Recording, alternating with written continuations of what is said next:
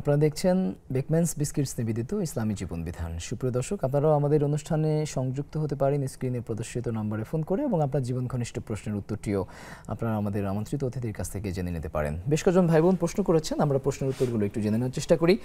একজন জানতে চেয়েছেন পবিত্র কোরআন তিলাওয়াতের নিয়মটা আসলে কি। তিনি পবিত্র মাহে রমাদানে 2 খতম কোরআন তিলাওয়াত করেন এবং অন্য সময়ে তিনি সূরা বাকারা এবং সূরা আল ইমরান এটি মানে রিপিট করে করে তিনি পড়তে থাকেন। আসলে পবিত্র কোরআন তেলাওয়াতের নিয়ম কি? হ্যাঁ, সুন্দর একটা আমলি একটি প্রশ্ন। সেটা হচ্ছে, সম্মানিতা বোন, কোরআন আল্লাহর কালাম, এটা পড়ার ক্ষেত্রে, এটার সংস্পর্শে আসার ক্ষেত্রে শয়তান বাধা সৃষ্টি করে থাকে। এই বাধা আপনি উতরে যেতে পারবো না, এই জন্য আল্লাহর সাহায্য দরকার। সেই জন্য আল্লাহ সুবহানাহু ওয়া তাআলা বলে দিয়েছেন সূরা নাহাল 14তম পারা, ফাইদা ক্বরাতাল কুরআন ফাস্তাঈদ বিল্লাহি মিনাশ শাইতানির রাজিম। তুমি যখন কোরআন পড়া শুরু করবে, তখন বিতাড়িত মরদুদ শয়তান থেকে আল্লাহর কাছে আশ্রয় চেয়ে নেবে। এই জন্য কোরআন শুরুতে পড়ার ক্ষেত্রে নিয়ম হল আউযু বিল্লাহি মিনাশ শাইতানির রাজিম, এরপরে বিসমিল্লাহির রহমানির রহিম পড়া শুরু করে দেওয়া। আপনার সেকেন্ড কোশ্চেন হচ্ছে যে আমি রমাদান মাসে 2 খতম পড়েছিলাম, কেন রমাদানের বাহিরে গিয়ে পড়া যাবে না? এরপরে বাকি 11 মাসে আপনার কোরআন পড়ার ক্ষেত্রে আপনার শিডিউল হচ্ছে সূরা বাকারা, সূরা আল ইমরান, বাকি সূরাগুলো কেন পড়া হবে না? আমার একটা বিনয়ের সাথে প্রশ্ন, পুরো কোরআনই তো পড়া দরকার।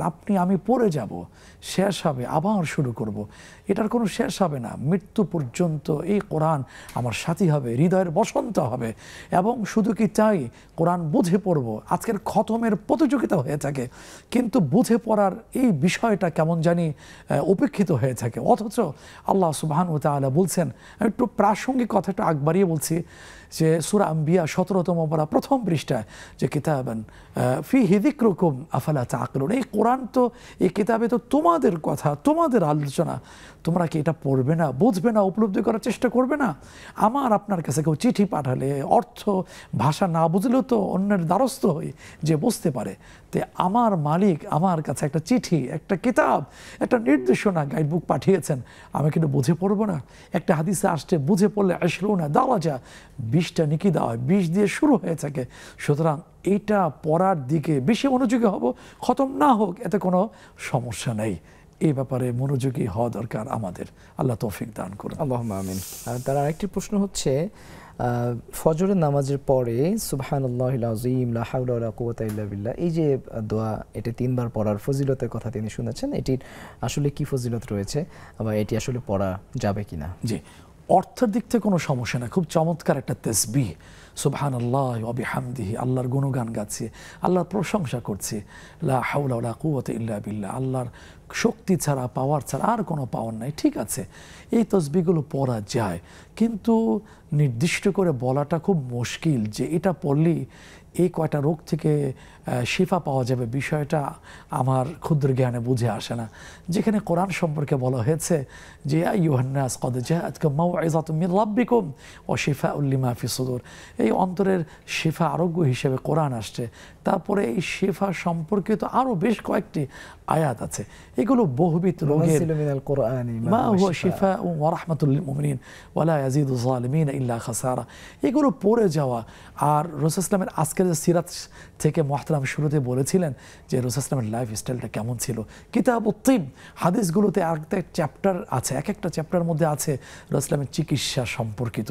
এগুলো যদি পড়ি দেখা যায় তার কিছু আমলের বিষয় আছে, কিছু খাদ্যাভ্যাসের ব্যাপার আছে, কিছু করণীয় বিষয় আছে, কিছু বর্জনীয় বিষয় আছে। ওইভাবে যদি আমার আপনার লাইফ স্টাইলটা মানে গড়ে তুলতে পারি, গঠন করতে পারি, ইনশাআল্লাহ দেখা যাবে একটা সুস্থ পরিচ্ছন্ন জীবন আল্লাহ সুবহানাহু ওয়া তাআলা দান করবেন ইনশাআল্লাহ। ইনশাআল্লাহ। একজন বোন জানতে চেয়েছেন যে তার সঞ্চয়পত্র রয়েছে একটি ব্যাংকে এবং একই সাথে কিছু লোনও আছে, তো উনি কি সঞ্চয়পত্র থেকে সেই লোন পরিশোধ করতে পারবেন কিনা? প্রথম হলো সঞ্চয়পত্র, এটার যে ইন্টারেস্ট আসে এটা কিন্তু সুদ। এ ব্যাপারে ওলামায়ে কেরাম, মুফতিয়ানে কেরাম ফতোয়া দিয়েছেন। এখন যে লোন আছে, এখন উনি বিষয়টা পরিষ্কার করেননি সুদী ব্যাংকে, এখন ওখান থেকে করে দেবেন। পুঁজিটা তো, মূল পুঁজিটা তো সমস্যা না, ইন্টারেস্ট যে আসে এটা হারাম, কিন্তু কথা হলো লোনটা এক্ষেত্রে আসলে বর্জনীয়, কারণ সুদের ক্ষেত্রে তো করাও যায় না, গ্রহণ করা যায় না, সহযোগিতাও করা যায় না। সুতরাং ঈমান সুরক্ষার স্বার্থে, এই মহা গুনাহ থেকে বাঁচার স্বার্থে বিরত থাকাটাই শ্রেয়। সুদী সকল ধরনের লেনদেন থেকে আসলে বিরত থাকা দরকার। একজন বোন জানতে চেয়েছেন যে বয়স বাড়ানোর বিষয়ে জানতে চেয়েছেন, যেটি আসলে অনেক সময় হয়ে থাকে যে বিশেষ করে এসএসসি পরীক্ষার সময় বা জন্ম নিবন্ধনের সময় আমরা কোনো বাচ্চার বয়স কমিয়ে দিই, আবার কোনো বাচ্চার বয়স হয়তো বাড়িয়ে দিই। তো এই যে নিজেদের প্রয়োজনে বয়স কমানো কিংবা বাড়ানো, শরীয়তের দৃষ্টিতে এটির হুকুম কি? এটা হলো গোপন করার বিষয়। সত্য গোপন করার গুনাহ হয়ে থাকে।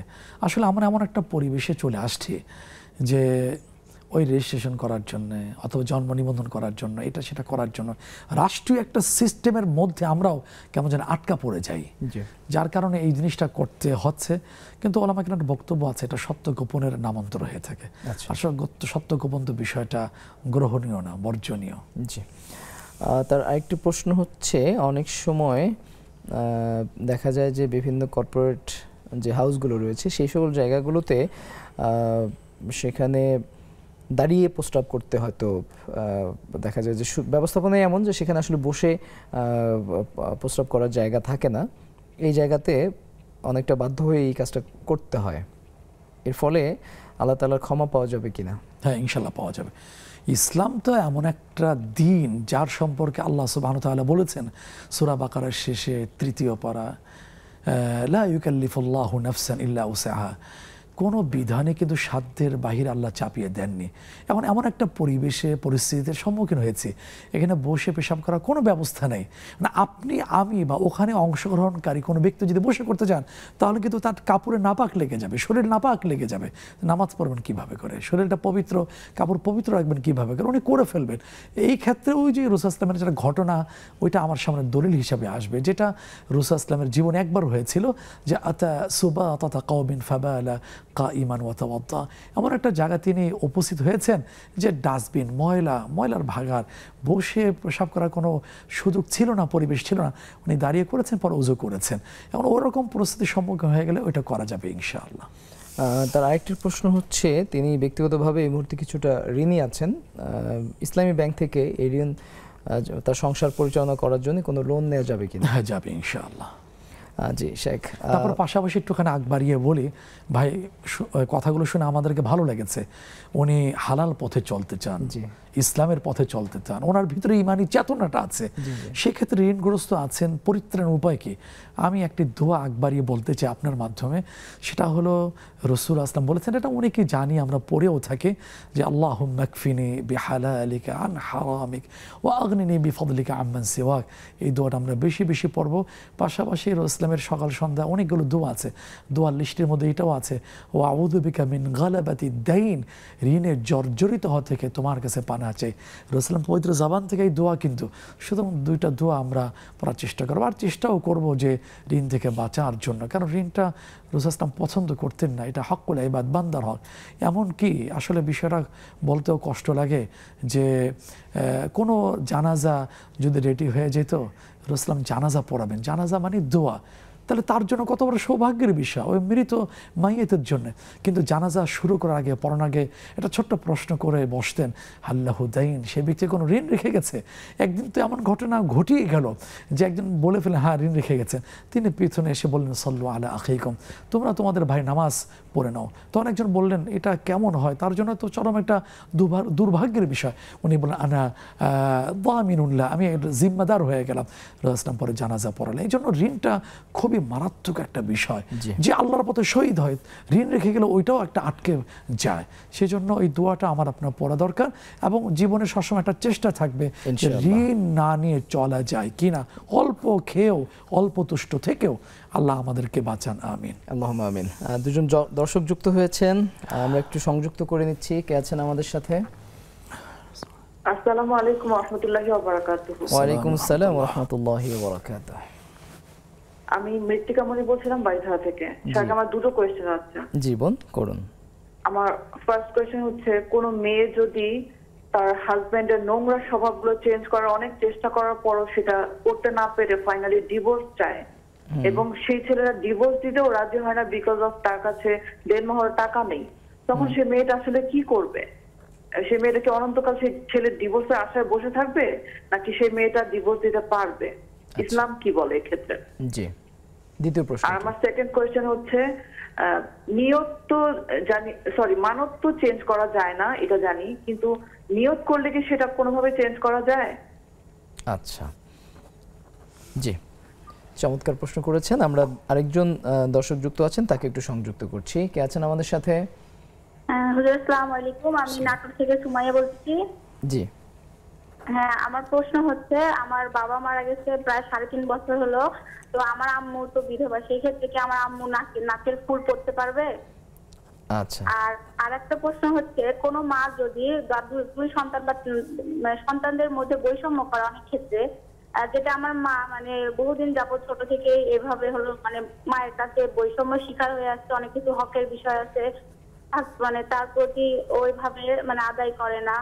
মানে অনেক ক্ষেত্রে যদি মা যদি সন্তানের মধ্যে বৈষম্য করে, তাহলে এটা পরকালীন মানে কি শাস্তি আর দুনিয়ার মানে মধ্যে মানে কি, এটা মানে আমি বুঝতে চাচ্ছিলাম আর কি। জি, অনেক ধন্যবাদ। জীবন ঘনিষ্ঠ কিছু প্রশ্ন করেছেন, নিশ্চয়ই আমরা শাইখের কাছ থেকে উত্তর শুনবো। তবে এই মুহূর্তে আমরা আবারও একটি বিরতি নিচ্ছি, ফিরছি কিছুক্ষণ পর।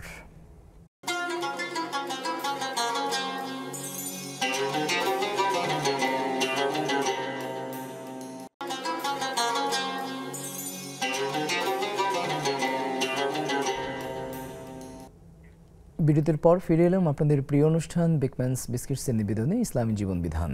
সুপ্রিয় দর্শক, আজকের অনুষ্ঠানে আমরা আমন্ত্রিত অতিথি হিসেবে পেয়েছি জনাব শেখ মোস্তফা জামানকে। আমরা আমন্ত্রিত অতিথিকে আবারও স্বাগত জানাচ্ছি। শেখ, বাড়িধারা থেকে একজন বোন জানতে চেয়েছেন যে কোনো হাজব্যান্ডের কোনো নোংরা স্বভাবের কারণে স্ত্রী যদি অতিষ্ঠ থাকেন এবং তাকে সংশোধনের চেষ্টা করেন, কিন্তু এরপরেও যদি তিনি সংশোধন করতে না পারেন এবং এক পর্যায়ে গিয়ে যদি তিনি ডিভোর্স চান এবং তাকে ডিভোর্সও দেওয়া হয় না, তাকে ঝুলিয়ে রাখা হয়েছে, এক্ষেত্রে এই মেয়েটা কি করবে? এখানে একটা বিষয় কি, ইসলামটা আসলে চলমান, এটা কোথাও একবার আটকে থাকার কোনো বিষয় না। একটা পথ বাধাগ্রস্ত হয়েছে, বিকল্প পথ আছে। দাম্পত্য জীবনে তো তালাকের একটা বিষয় আছে। খ্রিস্টান ধর্মে তালাকের ব্যবস্থা নেই, হিন্দু ধর্মে তালাকের ব্যবস্থা নেই, ইসলামে আছে, যেটা সার্বজনীন, কালজয়ী, কিয়ামত পর্যন্ত এটা চলমান, চলতে থাকবে। এখন বক্তব্য হচ্ছে নোংরা স্বভাবটা কি, বিষয়টা স্পষ্ট না। যদি এমন হয়ে থাকে উনি ইমান বিধ্বংসী কোনো কথা আচরণ বলে ফেলেছে, তাহলে সেক্ষেত্রে তো তার দাম্পত্য জীবনই থাকবে না। হ্যাঁ, তার অটোমেটিকলি এটা ভেঙে যাবে।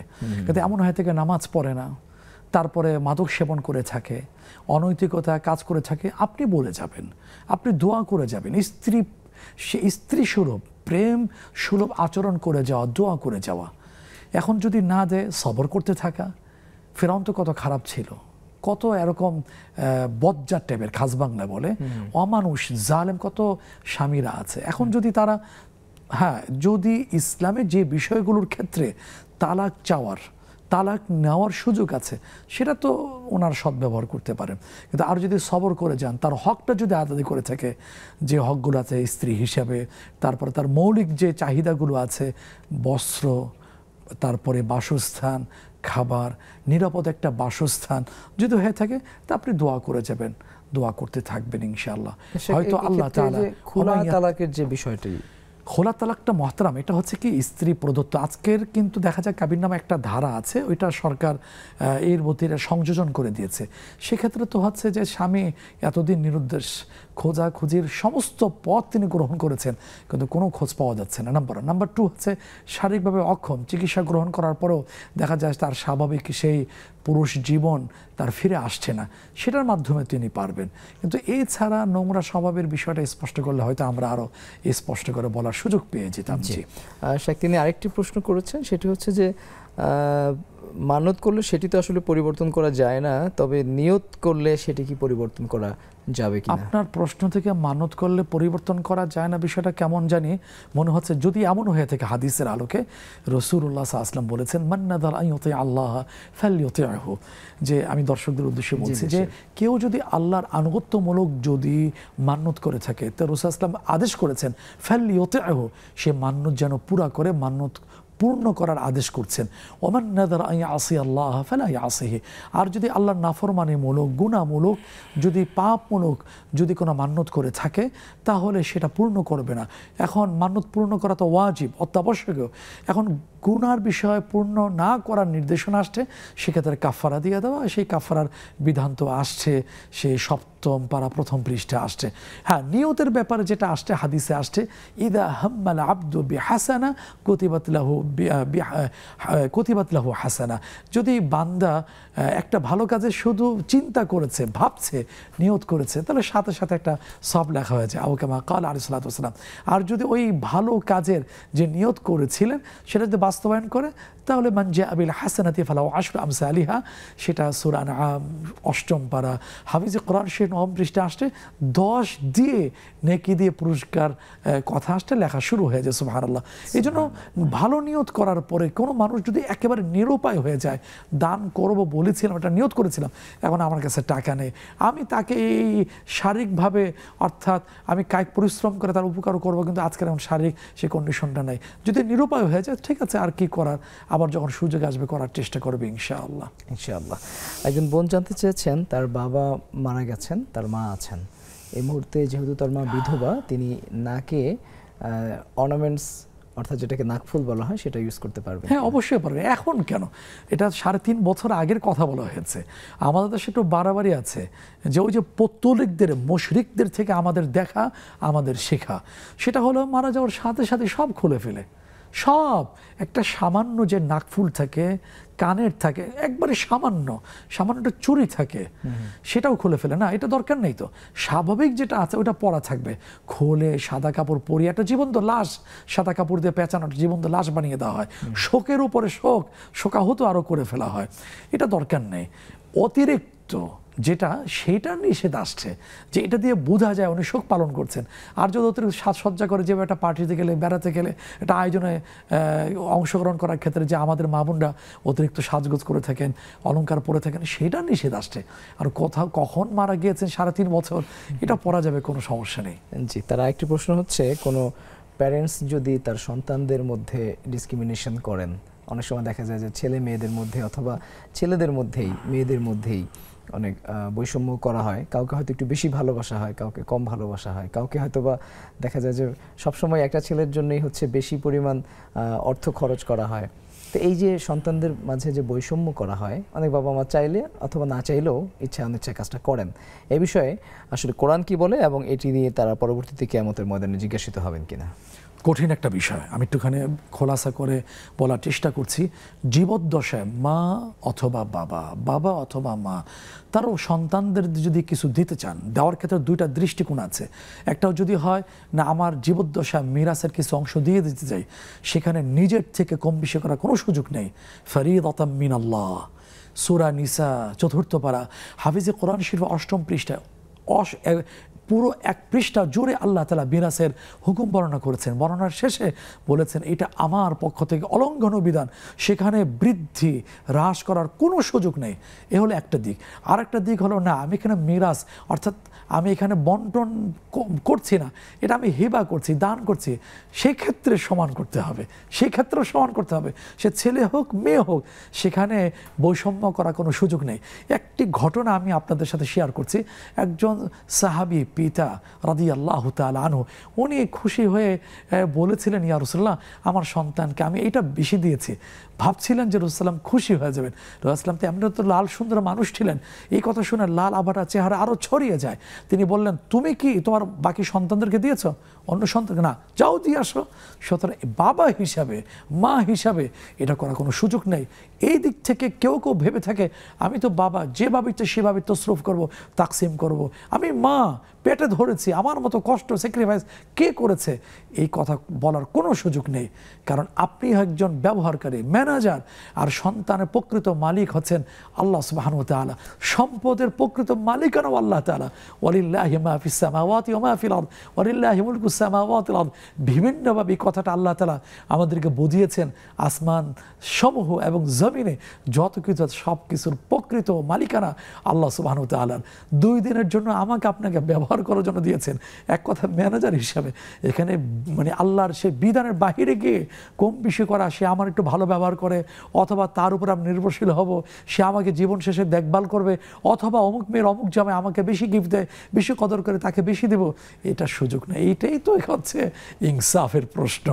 আল্লাহ আমাদেরকে সেই সত্য উপলব্ধি করার, সেই সত্যটা বুঝার, বাস্তবায়ন করার সেই ইমানের শক্তি দান করুন। আমি আল্লাহুম্মা আমিন। শেখ, আমাদের নেক্সাস টেলিভিশন ইসলামিক ফেসবুক পেজে কিছু প্রশ্ন এসেছে। এখানে ফারহানা ইসলাম নামে একজন জানতে চেয়েছেন, কোরআন পড়ার সময় কি মাথা ওড়না দিয়ে ঢেকে রাখতে হবে এবং অজু ছাড়া কোরআন পড়লে কি গুনাহ হবে?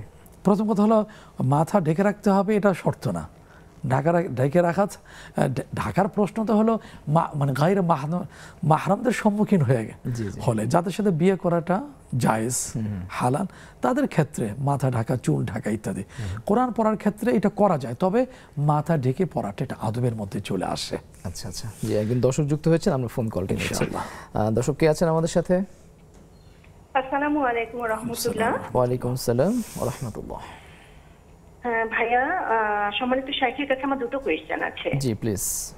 জি, আমার ফার্স্ট কোয়েশ্চেন, আমি তাহাজ্জুদ নামাজ নিয়মিত পড়ি, কিন্তু 8 রাকাত আমার নবী পড়তেন, আমি 2 রাকাত পড়ি, কিন্তু একটু সময় নিয়ে পড়ি। তো এই 2 রাকাত পড়ার থেকে আমার ঠিক হচ্ছে তো আমি বিলম্ব করেই পড়ি।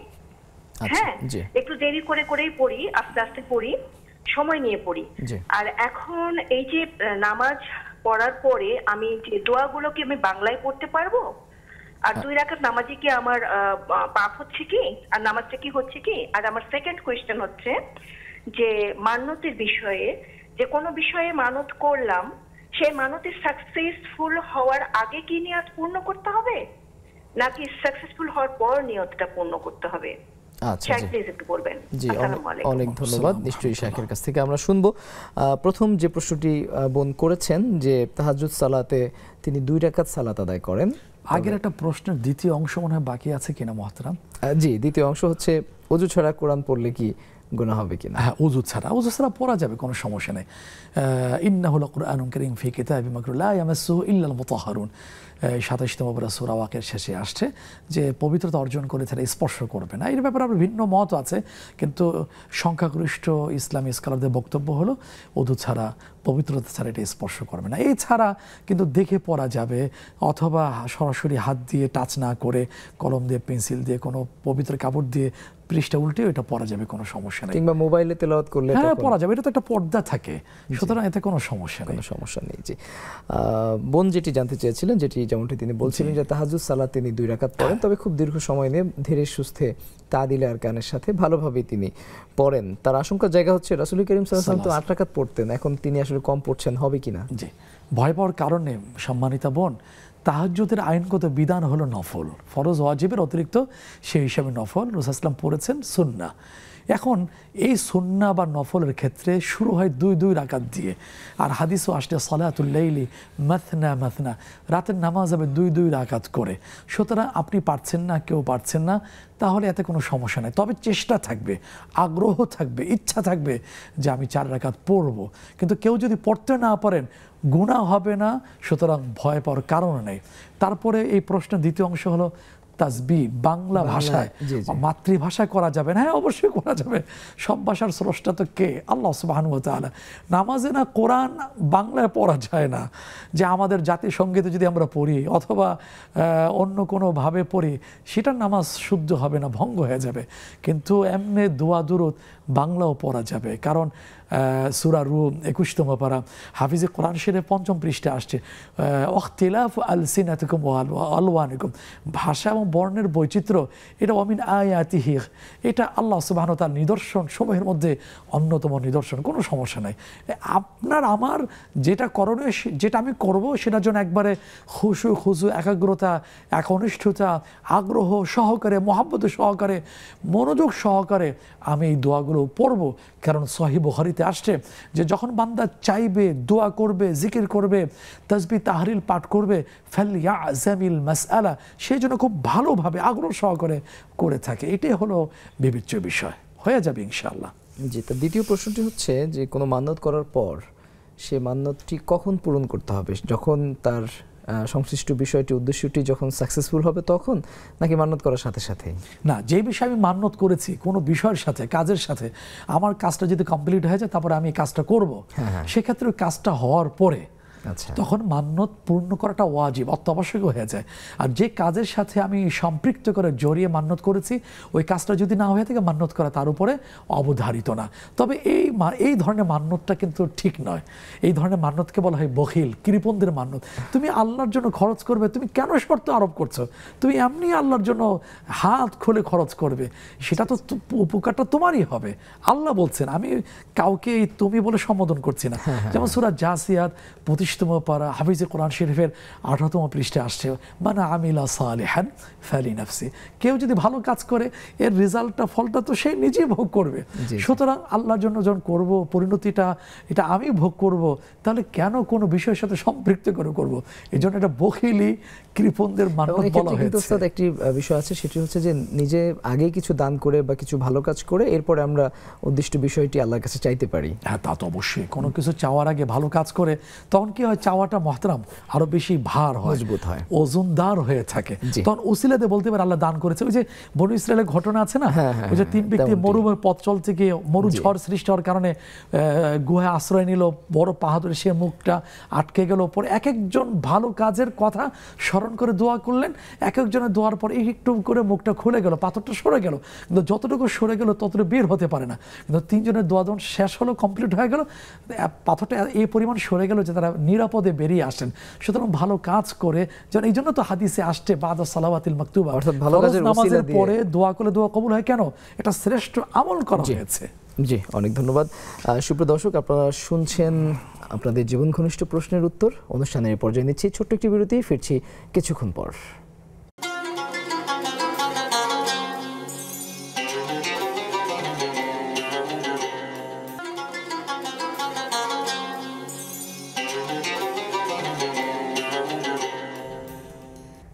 বিরতির পর আপনাদের আরও একবার স্বাগত জানাচ্ছি বেকম্যানস বিস্কিটস নিবেদিত ইসলামী জীবন বিধানে।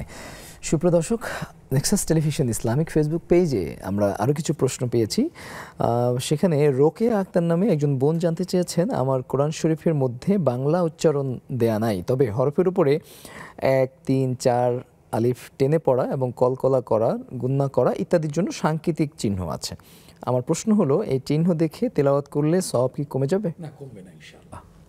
আচ্ছা, আর আরেকটি প্রশ্ন আছে এখানে, মোহাম্মদ শফায়েত হুসাইন, তিনি জানতে চেয়েছেন, যদি হাজবেন্ড যদি তিনি ফিজিক্যালি ডিসেবল হন, অক্ষম হন, সেক্ষেত্রে ওয়াইফ কি ডিভোর্স নিতে পারবে কিনা? হ্যাঁ, পারবে। এটা তো হাদিস তার প্রমাণ, এটা মৌলিক অধিকার তার। এটা ইসলাম এটা খুব বড় আকারে দেখে। একজন মহিলা সাহাবী, ইসলামের ক্ষেত্রে তো লজ্জা নাই সত্য জানার ক্ষেত্রে, এক মহিলা সাহাবী এসে বলেছিলেন, ইয়া রাসূলুল্লাহ কাহুদবাতি সাওবি হাজা, এইভাবে কাপড়ে এক কোণা দেখে বলছেন কাহুদবাতি সাওবি হাজা। সরি, আমার এই বিষয়টা দৃষ্টিকোণ যাতে না হয়ে থাকে, আমি হাদিসের বিষয়টা স্পষ্ট করার জন্য একটু দেখালাম যে আমার হাজবেন্ড হচ্ছে এরকম, অর্থাৎ তিনি দুর্বল। রাসূল আসলাম তাকে ডেকে বললেন, আসো, তোমাকে এত মাস সময় দিলাম, তুমি চিকিৎসা গ্রহণ করে করো, মানে অবস্থা ফিরে নিয়ে আসো, আর যদি না হয়ে থাকে তাকে আলাদা করে দেব। কে বললেন? রাসূল বলেছেন। কে বলেছেন? চিফ জাস্টিস বলেছেন। ওনার যেটা বলা সেটাই তো আইন, সেটাই তো হুকুম, সেটাই তো আল্লাহ পাক নাজিল করেছেন। এখন এটা তো একবার মৌলিক অধিকার হিসেবে ইসলাম দেখেছে। ইসলাম যেটা বলার মাধ্যমে, রায়ের মাধ্যমে বিষয়টা স্পষ্ট করে দিয়েছেন। সুতরাং আমাদের ওই সম্মানিতা বোনও এরকম চেষ্টা করবেন চিকিৎসা, এখন তো আলহামদুলিল্লাহ কত চিকিৎসা করিয়েছেন, আর পাশাপাশি ইস্তেগফার করতে থাকবেন, আল্লাহর কাছে ক্ষমা চাইবেন যে পিছনের কোনো হারাম পথে ব্যয় হয়েছে কিনা, কারণ হালালে বরকত, হারামে বরকত নেই। সুতরাং এক্ষেত্রে যদি পিছনে এমন যদি হয়ে থাকে, ইস্তেগফার করা, তওবা করা, আল্লাহর কাছ থেকে চেয়ে নেওয়া আর চিকিৎসা গ্রহণ করা। এরপর যদি না আসে তাহলে তার সামনে 2টা অপশন আছে, ইচ্ছা করলে সবর করে থাকতে পারেন, আর একটা হলো যে উনি নিজেকে ছাড়িয়ে নিতে পারেন নিয়ম অনুযায়ী। আচ্ছা শেখ, আমরা একটু আমাদের আজকের নির্ধারিত বিষয়ে আসছি, যে সিরাত চর্চা নিয়ে কথা বলছিলাম। আমরা যদি আমাদের জনপরিসরে আমরা যদি সিরাতের চর্চা ব্যাপকভাবে করতে চাই, তাহলে তো নিঃসন্দেহে আল্লাহ রাসূলের জীবনী পাঠের কোনো বিকল্প নেই। সেক্ষেত্রে আমি একটু স্পেসিফিক জানতে চাই যে আমাদের মাধ্যমিক শ্রেণীর শিক্ষার্থী যারা রয়েছে সারা দেশে, লক্ষ লক্ষ শিক্ষার্থী, এই মাধ্যমিক স্তরের মানুষের জন্যে, শিক্ষার্থীদের জন্যে আপনি কোন সিরাত গ্রন্থগুলো পাঠ করবার পরামর্শ? সুন্দর কথা। সময় বেশি নেই, জন্য হয়তো সংক্ষেপে বলতে হবে। প্রথম কথা হচ্ছে রসুল সিরাত পাঠ আমাকে করতেই হবে, আমাকে জানতেই হবে, এটা আমাকে বাধ্যতামূলক করতে হবে। কিন্তু আমরা আসলে ব্যর্থ, আমরা বোঝাতে পারিনি, আমরা এই বিষয়টা পৌঁছাতে পারিনি, এই মেসেজটা রসুল ইসলামের ছাড়া আমাদের জীবনে পূর্ণতা আসবে না। রসুল ছাড়া সাল্লাল্লাহু আলাইহি ওয়াসাল্লাম কোরআন বোঝা সম্ভব না, রসুল ইসলাম ছাড়া আমাকে জানা সম্ভব না কোনটা জান্নাতের পথ, কোনটা জাহান্নামের পথ, কোনটা মুক্তির পথ, কোনটা হলো অন্ধকারের পথ, এটা সম্ভবই না। সুতরাং মুসলিম সংখ্যাগরিষ্ঠ এই অঞ্চলে একবারে শিক্ষার শুরু স্তর থেকে সর্বোচ্চ স্তর পর্যন্ত রাসূলুল্লাহ সাল্লাল্লাহু আলাইহি ওয়াসাল্লামের সিরাত থাকাটা বাধ্যতামূলক থাকতেই হবে, নাম্বার 1। নাম্বার 2 হচ্ছে যে যারা একবার ছোট বাচ্চা, আমাদের ছোট্ট বন্ধুরা, তাদের জন্য অনেক বই আছে, কিন্তু আমার দেখা একটা চমৎকার সুন্দর ভাষায়, সাবলীল ভাষায়, দুর্বোধ্য না ভাষাগুলো লেখা সিরাত সিরিজ, 10টা সিরিজে ছোট্ট ছোট্ট। এটার লেখক হলো মাওলানা আবু তাহের মিসবাহ সাহেব।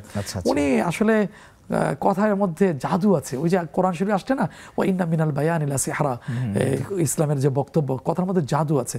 উনি শব্দ চয়নটা, শব্দ চুজটা এত সুন্দর করেছেন যে ছোট একটা বাচ্চা প্রাইমারি লেভেলের সে পড়বে, মজা পাবে, তারপরে আপনার ভাষাও শিখবে। এইটার মাধ্যমে 2টা শিখবে। এর পরের স্তর যেটা আছে, হ্যাঁ সিরাত সিরিজ 10টা ছোট্ট ছোট্ট করে। এরপর আরেকটা আছে, আমি বলতে অনেক আছে, আমি কাউকে প্রচারণায় চালানোর উদ্দেশ্যে বলছি না। সিরাতে খাতামুল আম্বিয়া, আল্লামা শফি সাহেব রাহমাতুল্লাহি আলাইহি, পাকিস্তানে সে বিখ্যাত আলেম ছিলেন। তারপরে মারিফ কোরআনের সংকলক, বিশ্ব বিখ্যাত সমুদ্রিত যে তফসির মারিফুল কোরআন, ওইটা সিরাতে খাতাম, ওইটাও বেশি বড় না, ছোট। এটা প্রত্যেকটা ফ্যামিলি রাখা দরকার, ফ্যামিলিগত দিক থেকে তালিম হওয়া দরকার, বারবার হওয়া দরকার। এরপরে বাদশাহ ফয়সাল পুরস্কার পাওয়া সেই বিশ্ববিখ্যাত অথেন্টিক একটা সিরাত গ্রন্থ আর রাহিকুল মাখতুম, এটা তো বাংলা হয়েছে, এটা তো আজকের বাজারে পাওয়া যাচ্ছে, মার্কেটগুলো পাওয়া যাচ্ছে, সমৃদ্ধশালী প্রত্যেকটা লাইব্রেরিতে পাওয়া যায়। তারপরে সে আরেকটি সেই প্রাচীন অথেন্টিক সেই সিরাত ইবনে হিশাম তো আছে, এগুলো আমরা নিতে পারি, কোনো সমস্যা নেই। বিশ্বনবী, ওই যে গোলাম মুস্তাফা সাহেবের যে বিশ্বনবী, এটাও আমরা সংগ্রহে রাখতে পারি। রাসূলুল্লাহ সাল্লাল্লাহু আলাইহি ওয়াসাল্লামের বিপ্লবী জীবন, এগুলো তো আছে, আবু সুলাইম আব্দুল হামিদ, দরকার আছে, এটাও ছোট বাচ্চারা চাইলে দেখতে পারে। জি শেখ, এছাড়া এই যে সিরাত চর্চার ক্ষেত্রে আমরা তো সিরাত পাঠ প্রতিযোগিতা দেখি যে আমাদের দেশে, বিশেষ করে রবিউল আউয়াল যখন আসে তখন আমরা প্রচুর পরিমাণে সিরাত পাঠের উপরে প্রতিযোগিতা আমরা দেখি।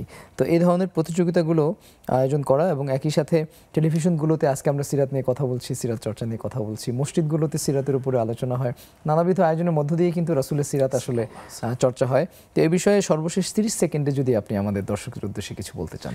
আমি একটা বলতে চাই, রাসূলুল্লাহ সাল্লাল্লাহু আলাইহি ওয়াসাল্লাম আল্লাহ সিলেকশন করেছেন, ইয়াখতাসসু বিরাহমাতিহি মান ইয়াশা, তাকে মানি আর না মানি, তাকে অনুসরণ করি আর না করি, তার মতন সর্বক্ষেত্রে সফল মানুষ দ্বিতীয় আর কেউ নেই।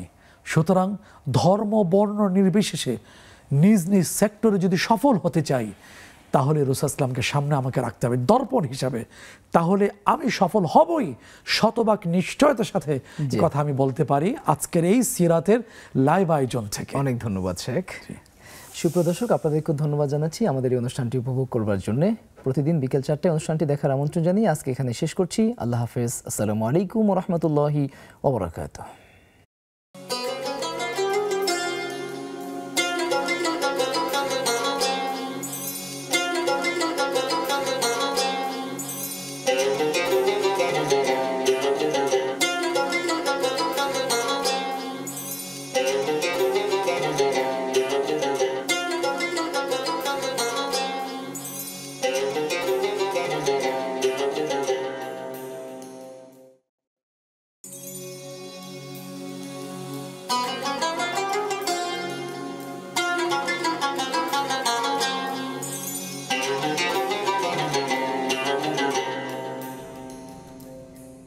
আসসালামু আলাইকুম ওয়া রাহমাতুল্লাহি ওয়া বারাকাতুহু। বিসমিল্লাহির রহমানির রহিম।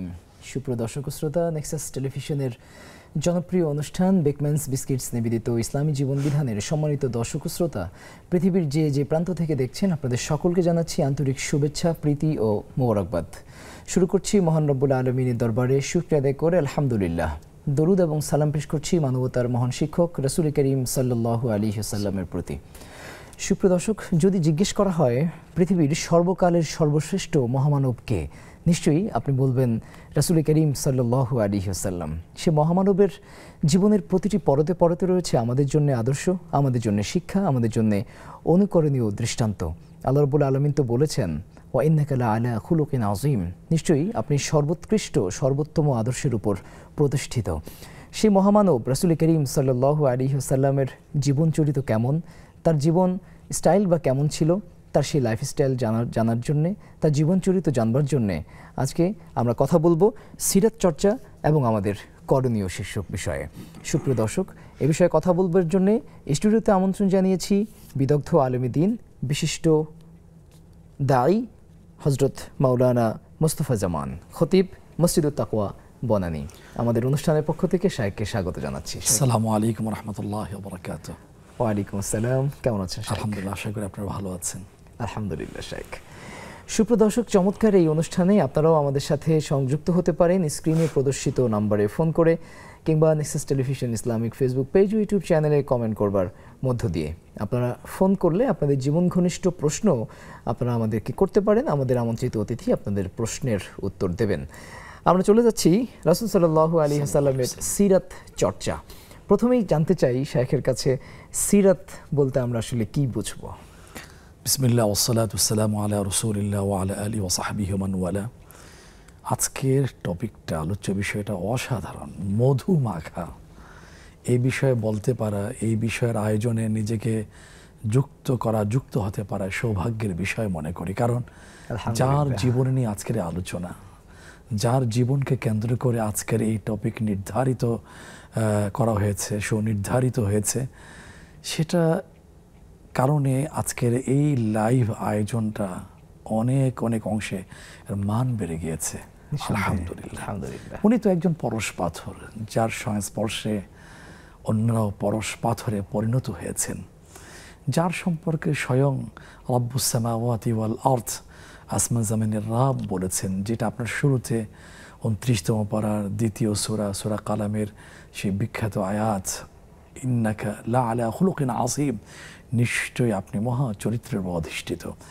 সেই মানব মহা ব্যক্তিত্বের জীবন চরিত, এটাকে আরবিতে বলা হয় সিরাত।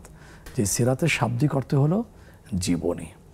সেই জীবনী সম্পর্কে আলোচনা করা, আলোচনা শোনা, যত বেশি আলোচনা শোনা হবে, যার সম্পর্কে যত বেশি জানা হবে, তত বেশি আলোর পথ পেয়ে যাবে, সে তত বেশি দামি হবে, সে তত বেশি মূল্যবান হবে, সে তত বেশি সৌভাগ্যবান হবে। কারণ যার মাকাম হলো, যার স্থান হচ্ছে মহান আল্লাহ সুবহানাহু ওয়া তাআলার পরে, এবং তিনি মানুষের মধ্যে সেরা, আল্লাহ কর্তৃক সিলেক্টেড যে বান্দা গণ, পয়গম্বরগণ আলাইহিমুস সালাতু ওয়াস সালামের মধ্যে সেরা। তার সম্পর্কে বলা হচ্ছে সাইয়্যিদুল আম্বিয়া, নবীদের সর্দার, নেতা, বিশ্ব নেতা, ইমামুল মুরসালিন, নবী রসুলদের তিনি ইমাম, নেতা, যার সম্পর্কে আল্লাহ তাআলা বলেছেন, ওমা আরসালনাকা ইল্লা রাহমাতাল লিল আলামিন, সূরা আম্বিয়া 17তম পারা, হাফিজে কোরআন শরীফের 10ম পৃষ্ঠায়, নবী হে, আমি আপনাকে বিশ্ব জগতের জন্য, শুধু একটা জগৎ না, জগৎ বলতে যত জগৎ আছে, মানুষের জগৎ, পোকামাকড়ের জগৎ, জীব জানোয়ারের জগৎ, জীবজন্তুর জগৎ, দৃশ্যমান অদৃশ্যমান যত জগৎ আছে, সমূহের জন্যে তিনি রহমত হয়ে দুনিয়াতে প্রেরিত হয়েছেন। সুবহানাল্লাহ। সেই রাসূল সাল্লাল্লাহু আলাইহি ওয়াসাল্লামের জীবনী যত বেশি জানবো, তত বেশি আমরা আলোকিত মানুষ হয়ে যাব। আপনি দেখুন, পৃথিবী যত মহামানব আসছেন, তার মধ্যে সর্বশেষ আসছেন মুহাম্মদুর রাসূলুল্লাহ সাল্লাল্লাহু আলাইহি ওয়াসাল্লাম। এই কথাটা আমাকে আপনাকে দৃঢ়তার সাথে, মজবুতের সাথে, শক্তভাবে বিশ্বাস করতে হবে, গ্রহণ করতে হবে, লালন করতে হবে, ধারণ করতে হবে। কারণ এটা আমার জীবনের, আমার ঈমানের অবিচ্ছেদ্য অংশ, যার সম্পর্কে আল্লাহ সুবহানাহু ওয়া তাআলা বলেছেন সূরা আহজাব 22তম পারা, হাফিজে কোরআন শরীফের 2য় পৃষ্ঠায়, মা কানা মুহাম্মাদুন আবা আহাদিন মির রিজালিকুম ওয়ালাকিন রাসূলুল্লাহি ওয়া খাতামান নাবিয়্যিন, তোমাদের এই রাসূল সাল্লাল্লাহু আলাইহি ওয়াসাল্লাম সর্বশেষ নবী। কেউ যদি তাকে ভালোবাসে, মহব্বত করে, কিন্তু সর্বশেষ নবী বলে বিশ্বাস যদি না করে তাহলে নবী তিনি সত্যিকারে মুমিন হতে পারবেন না, তিনি কাফেরদের দলভুক্ত হয়ে যাবেন। খাতামুন নবীন এটা বলে বিশ্বাস করতে হবে। এখন সেই মহামানব মহা ব্যক্তিত্ব আল্লাহর পর যার স্থান বিশ্বনবী তাজুদের মদিনা জনাবে মুহাম্মদুর রাসূলুল্লাহ সাল্লাল্লাহু আলাইহি ওয়াসাল্লামের জীবনী এই জন্য জানতে হবে যে আমার সফল হতে হবে দুনিয়াতে এবং আখেরাতে, নাজাত পেতে হবে। যত মানুষ আসছে প্রত্যেকটা মানুষ যাদেরকে আমরা বিজ্ঞানী বলি, সাহিত্যিক বলি, ঔপন্যাসিক বলি, সেরা রাষ্ট্রনায়ক বলি, হ্যাঁ, নোবেল প্রাপ্ত লোকদের কথা বলি, তাদের জীবনে কিন্তু সব সাইড কিন্তু আলোকিত নয়। অন্ধকারের দিক আছে, অপূর্ণতার দিক আছে, ব্যর্থতার দিক আছে, কিন্তু উনি একজন ব্যক্তিত্ব যার জীবনের সব দিক সব সাইড একবার সফলতার শীর্ষে, আকাশচুম্বী সফলতা, যার ভিতর কোনো খুঁত নেই, নিখুঁত একজন ব্যক্তিত্ব মুহাম্মদুর রাসূলুল্লাহ সাল্লাল্লাহু আলাইহি ওয়াসাল্লাম। এই জন্য বিশ্বকবি ডক্টর আল্লামা ইকবাল শেখ সাদি রাহমাতুল্লাহ বলেছিলেন, বালাগাল, মানুষের দৃষ্টিকোণ থেকে এটা ঠিক আছে, বালাগাল উলা বিকামালিহি কাশাফাদ দুজা বিজামালিহি হাসুনাত জামিউ খিসালিহি। বালাগাল উলা বিকামালিহি, পূর্ণতার দিক থেকে তিনি শীর্ষে সর্বোচ্চ স্থানে তিনি পৌঁছেছেন। বালাগাল উলা বিকামালি কাশাফাদ দুজা বিজামালি, যার সৌন্দর্য অন্ধকার দূরীভূত হয়েছে। হাসুনাত জামিউ খিসালিহি, যার সৌন্দর্য, যার কামালিয়াত দিয়ে একবার পরিপূর্ণতা লাভ করেছে। এই জন্য তো রসুল আসলামের কবি, যার ব্যাপারে বলা হয়েছে শায়রুর রসুল, রসুল আসলামের কবি, রসুল আসলামের সাথে সম্পৃক্ত করে সম্বোধন করে বলা হয়, কত সৌভাগ্যবান সেই কবি সাহাবী হাসান ইবনে সাবিত রাদিয়াল্লাহু তাআলা। তিনি দুইটা পংক্তিতে অসাধারণভাবে ফুটিয়ে তুলেছেন যে ও আহসানা মিনকা লাম তারা কত্তু আইনি, নবী হে, আপনার যে সৌন্দর্যময় মানুষ কোনো চোখ কখনো দেখেনি। ও আহসানা মিনকা লাম তালিদিন নিসা, আপনার যে সুন্দর মানুষ পৃথিবীর কোনো মা জন্ম দেয়নি, প্রসব করেনি। খলিকতা মুবাররাআম মিন কুল্লি আইবিন, আপনি যেন সমস্ত অপূর্ণতা থেকে, দোষ ত্রুটি থেকে মুক্ত হয়ে সৃষ্টি হয়েছেন। কান্নাকা খলিকতা কামা তাশা, মনে হয় আপনি মনে হয় যেরকম চেয়েছেন, যেভাবে চেয়েছেন সেভাবে আপনি সৃষ্টি হয়েছেন। কত সুন্দর, কত চমৎকার, কত বাস্তব, এর মধ্যে কোনো লোকচুরি নাই, অবাস্তব কোনো কথা বর্ণনা নাই। পৃথিবীর বিভিন্ন স্টার আছে, তাদের ত্রুটি আছে, হয়তো চোখের অথবা নাকের যে কোনো অঙ্গের, তিনি ত্রুটি মুক্ত মানুষ করেছেন কে? আল্লাহ সুবহানাহু ওয়া তাআলা। ফোন কল আছে, সেটা আমরা একটু দিচ্ছি আর কি। আসসালামু আলাইকুম, কে আছেন আমাদের সাথে? আপনার আসসালামু আলাইকুম। ওয়ালাইকুম আসসালাম ওয়া রাহমাতুল্লাহ। আপনার টেলিভিশনের ভলিউম কমিয়ে প্রশ্ন করুন। আমার দুইটা প্রশ্ন। জি বলুন। কোরআন শরীফ তেলাওয়াতের নিয়ম কি? আমি রোজার সময় 2 খতম কোরআন শরীফ খতম করি, আর সারা বছর আমি বাকারা ও ইমরান সমানই পড়ি, এক শেষ হলে আবার এভাবেই পড়তে থাকি। এটা কি ঠিক আছে? আরেকটা প্রশ্ন, একটা হাদিসে পেলাম সুবহানাল্লাহ আযীম ওয়া বিহামদি ওয়ালা হাওলা ওয়ালা কুওয়াতা ইল্লা বিল্লাহ, ফজর নামাজের পরে 3 বার পড়লে 4টা বড় রোগ থেকে রক্ষা করে। এটা কি সহিহ হাদিস? আর জয়ীফ হাদিস পড়লে কি হবে না গুনাহ হবে? ওকে, জি নিশ্চয়ই শেখ উত্তর দেবেন। আরেকটি ফোন কল আছে, আমরা সেই ফোন কলটিও নিচ্ছি। কে আছেন দর্শক আমাদের সাথে?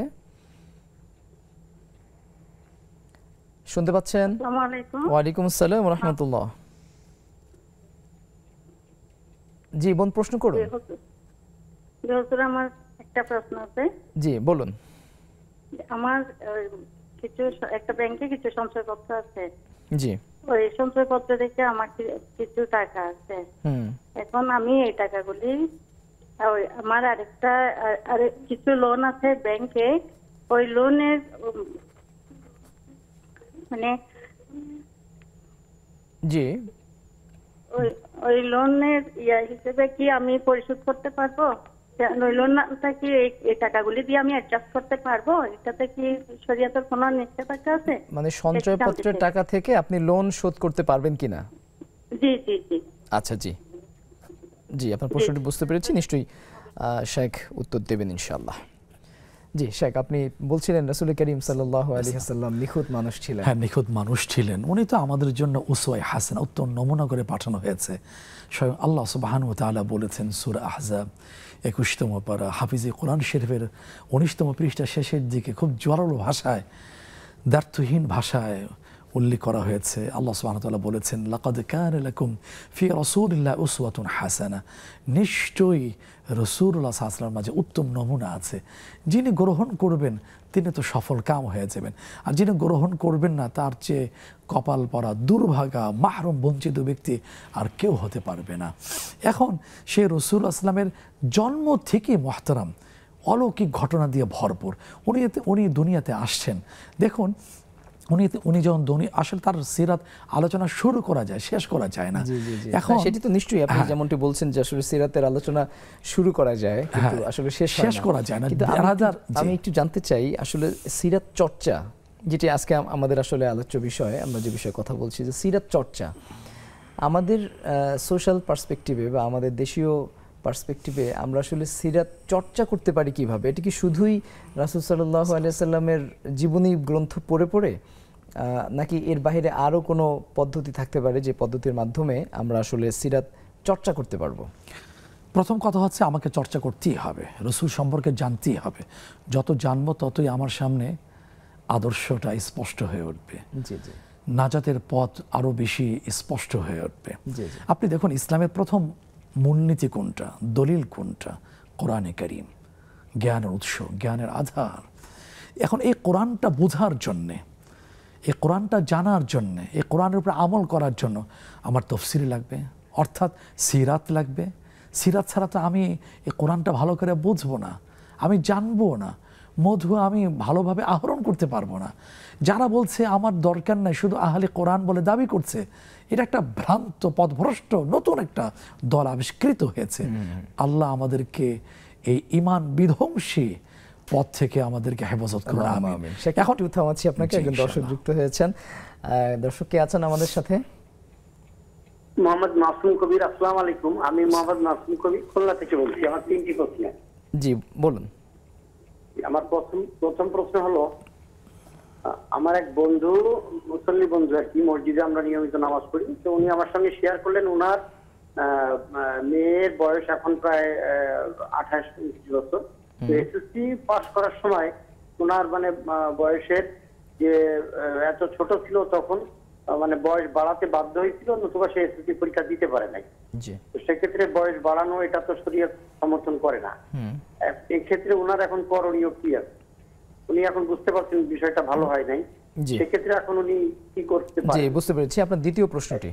আমার দ্বিতীয় প্রশ্ন হলো, আমরা যে বিভিন্ন অফিস আদালতে আমি জব করি, আমি প্রাইভেট সেক্টরে একটা জব করি, তো বিভিন্ন সময় ব্যাংকে যেতে হয় বা ভালো ভালো কোনো রেস্টুরেন্টে প্রোগ্রাম হয়, তো সেক্ষেত্রে ওখানে বেশ কিছু টয়লেটে আপনার দাঁড়িয়ে প্রস্তাব করার সিস্টেম, তো আমাদের তো বাধ্য সেখানে ওইটা ব্যবহার করতে হয়। এক্ষেত্রে আমার করণীয় কি বা আমার কোনো গুনাহ হচ্ছে কিনা? জি। আর তৃতীয় প্রশ্ন হলো, আমি কিছু ঋণী আছি কিন্তু আমি হালাল পথে সবসময় থাকার চেষ্টা করি, আমি অনেক অফারও পেয়েছি কিন্তু আমি সুদ ভিত্তিক জীবনযাপন থেকে আমি সরে আসছি। এখন হুজুর আমি তো বেশ কিছু ঋণী, আমার বাচ্চাদেরকে আমি লেখাপড়ার ভরণ পোষণ ঠিক মতো দিতে পারি না, ইসলামী ব্যাংক থেকে কি আমি সামান্য কিছু লোন নিতে পারবো কিনা ইসলামী শরিয়ত অনুযায়ী? তাহলে আমি ঋণ মুক্ত জীবন যাপন, কারণ মৃত্যুর ভয় তো সবসময় থাকে, আমি ঋণী অবস্থা যেন আমি জীবন মৃত্যুবরণ না করি। অনেক ধন্যবাদ। আমরা আপনাদের একটা পরামর্শ চাচ্ছি। জি জি, আমরা প্রশ্নগুলো বুঝতে পেরেছি। নিশ্চয়ই আমরা আমাদের শাইখের কাছ থেকে উত্তরগুলো শুনবো, তবে তার আগে এ পর্যায়ে ছোট্ট একটি বিরতি নিচ্ছি, ফিরছি কিছুক্ষণ পর।